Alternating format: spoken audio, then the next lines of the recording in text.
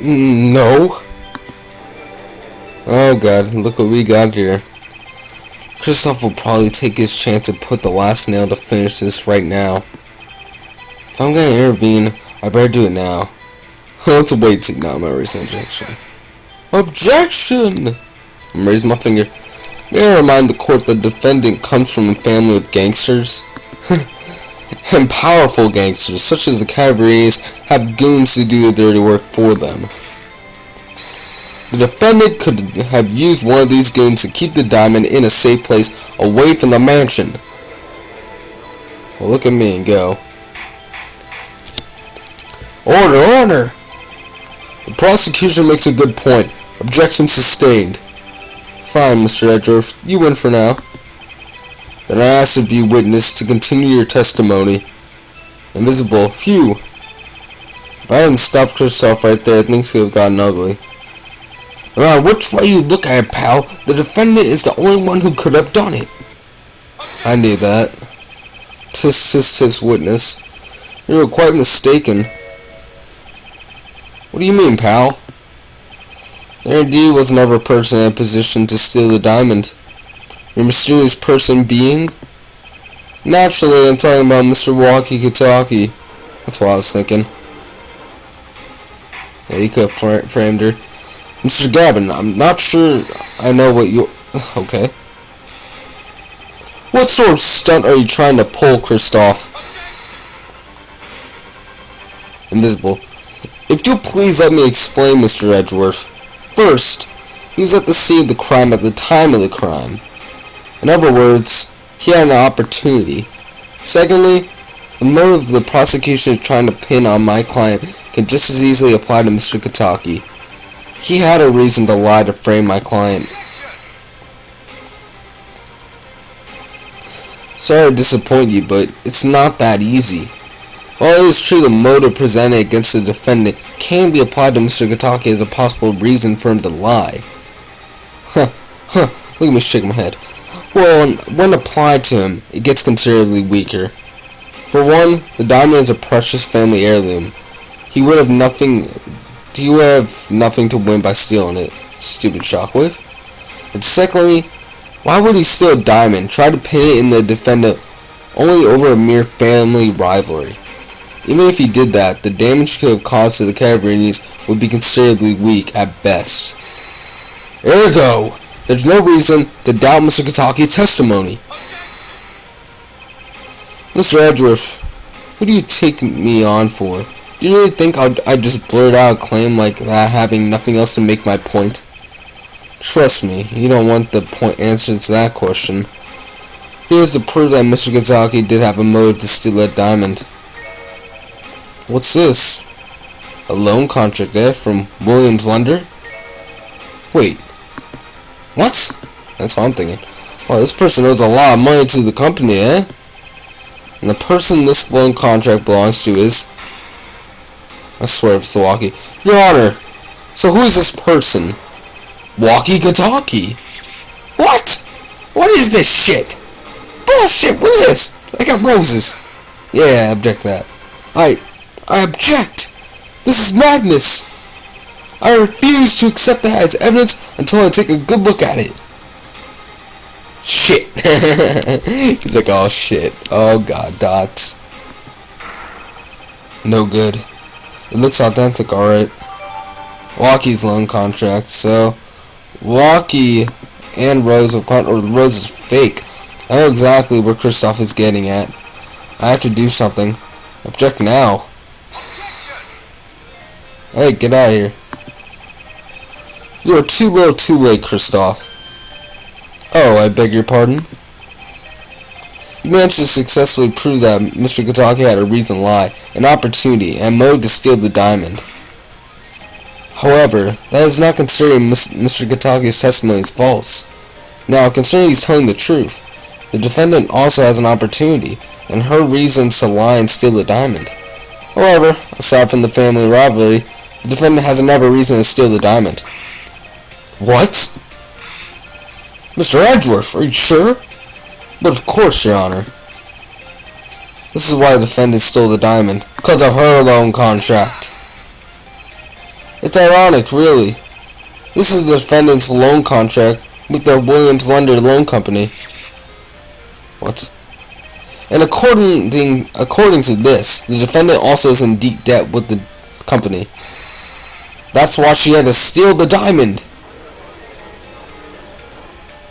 They're both in debt. I'm not sure I understand what's going on anymore. Well, let me bow down to you. It's simple, Your Honor. The defense tried to pin the crime in Mr. Gataki, saying that his reason to steal the diamond was so he could pay his debt. Oh, yes. Whereupon you encountered him saying that the defendant did also have the same motive. However, their family rivalry can also be attributed to another motive: the defendant wanted to steal the diamond. But that cannot be applied to Mr. Gataki. Ergo, the defendant had more motives to do the crime. She is clearly guilty. And of course, dots. What do you have to object? Something wrong, Christoph? Have you come to your senses and realized your client is guilty? Your Honor, the defense wishes to call a witness to this point. At this point. Eh? And who would that be, eh? I wish to call the defendant, Miss Cavarini, to the stand. Mr. Gavin, as much as I respect you, I don't think that... Yeah, I wouldn't. Let go. The prosecution has no objections to the defense's request. Mr. Edgeworth, I'm not sure I...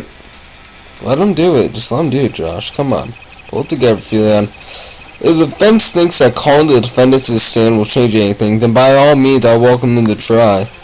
He has that right, after all. Yeah, okay.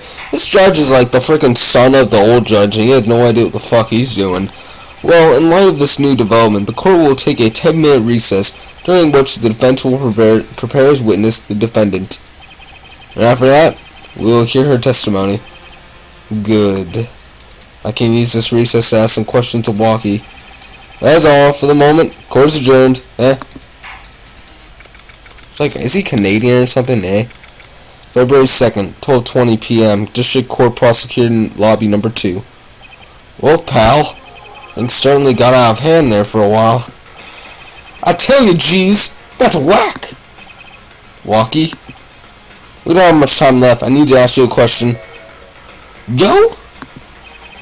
Did you make a loan contract with the loan company Williams Lender? Of course not, G. Well, this says otherwise, pal. Well, I'm telling you the truth, G's. Yeah, but this is... Stop, detective. You're thinking it the wrong way. Walkie is not guilty of this crime. And if he's not guilty, then there's no reason he'd lie about this. But pal, if he's not lying, that means the loan contract here is a fabrication, yes? What? But it looks so authentic. It all is starting to make sense now. When I visited the Williams Lender and spoke to the CEO, he got defensive when I asked about the defendant. And not only that, but the moment I showed the defendant's loan contract to the court, all of a sudden Christoph shut up. And that means Christoph had probably heard from Mrs. Cavarini that she was in deep debt, and thought it could be a burden if his side had that information been revealed. That's when he paid Williams Lender a visit and struck a deal with the CEO. First, he had him to make this fake loan contract so he could use it to incriminate Walkie. Secondly, he told him to keep mum about the defendant's loan contract so that nobody would find it out. Wow, I can't believe it, sir. At least that means that my suspicions were correct after all. What are you talking about, Mr. Edgeworth? That means that the defendant is guilty. If Christoph truly believed she was innocent, there would be no need for him to fabricate evidence. Got a point there, Edgeworth. So he knows she's guilty, eh? Yes. All I have to do now is prove that she is in court. For now, everything's going in my favor. All I have to do is finish this quickly and hope Christoph is not trying to set me up. February 2nd, 12:30 p.m. District Court, Courtroom Number 4. Court is reconvening for the trial of Rose Cavarini. Now, will the defendant take the stand,